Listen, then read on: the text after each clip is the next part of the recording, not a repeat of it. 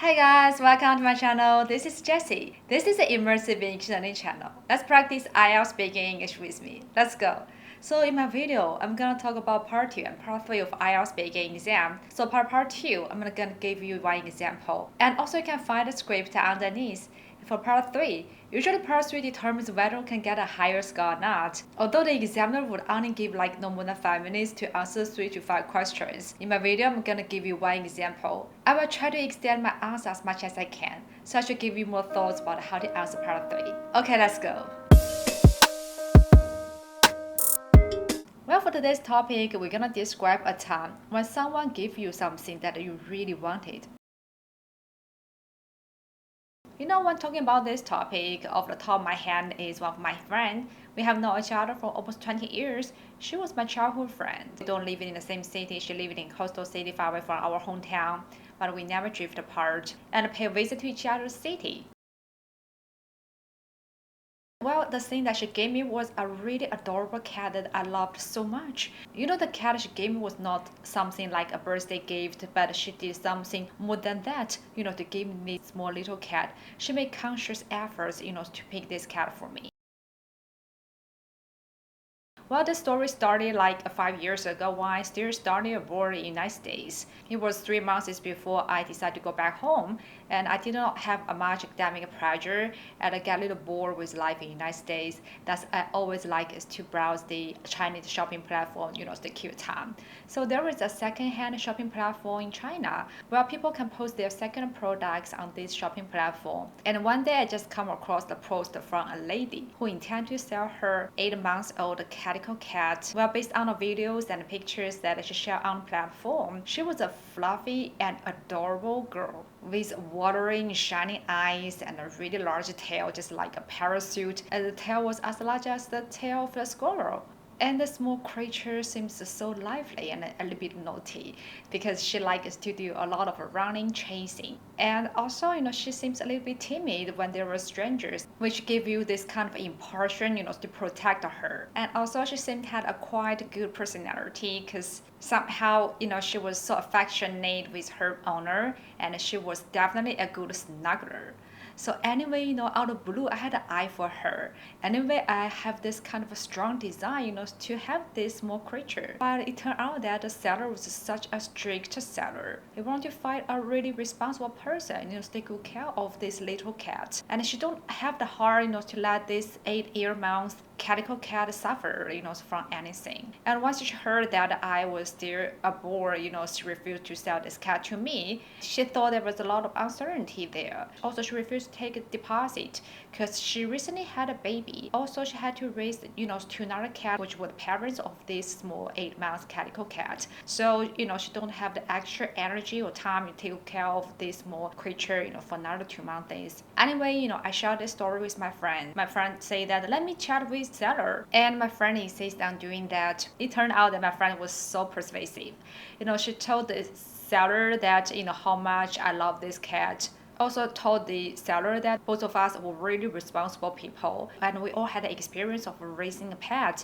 He also showed some pictures about her and her pet, a small lovely ragdoll cat. And also, this is like great way, to show to the seller that both of us had the awareness, capacity, and responsibility, to raise a small baby cat. She also showed a picture to the seller about her apartment, which means that, she can provide this baby cat a very cozy, spacious and comfortable environment to live. And she promised to the seller that before I came back, she would be fully responsible, take good care of this little cat. Anyway, this seller was convinced by her. And it happened that, they live in the same city. That's, the seller decided to sell this cat to us. My friend lived in downtown, and this seller lived in a suburb. Thus, my friend had to drive like 20 kilometers to pick up this cat for me. I was so grateful to have such a good friend. So anyway, 2 months later, I went to her city to pick up this little girl. When the first time I made this little small cat that I always wanted, I feel so happy because she just looks so adorable, just like what I can see from the video and the picture. And she was not afraid of me at all. It seems like, my friend have taken good care of this little creature, that she have a sufficient sense of security. She did not afraid of, another female stranger pressures anymore. I feel so touched, to have some friends like this, because somehow I didn't expect someone, to help me or support me to that extent, let alone keeping cat would make a lot of trouble for her as well. I think it is the happiest thing, to have some friend that always stand by you and support you and give you the best thing that you always want in your life. That's all. Thank you. Well, for the part 3, the topic is how should children spend their allowance money. I always feel that teaching kids how to use allowance is a great way to teach them how to use the money wisely and teach them the importance of budgeting. Also give them a little bit knowledge about the financing management or something like that from their childhood, from their informative years. Somehow can give some advice about how to allocate money wisely, such as allocating a portion of their allowance into the saving, a portion of the allowance towards some valuable things such as something that I always want to buy but can be a little bit expensive, such as the laptop, cute clothes, or the video game machine, or the smartphone, or some electronic gadget they always wanted, and allocating the remaining part to support their daily life, such as buying the lunch or some snacks when they were in school, such as buying some stationeries or those consumable products or something like that.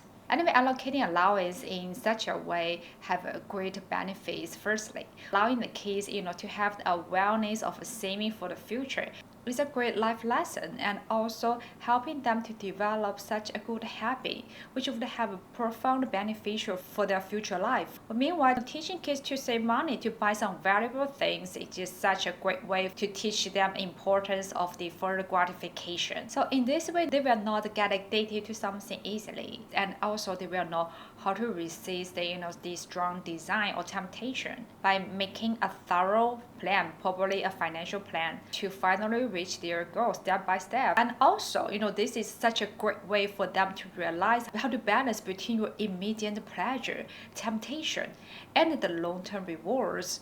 Gradually, they will realize the fact that the good things always take time to get. But anyway, how we cannot dictate our kids, to spend money based on our willingness somehow.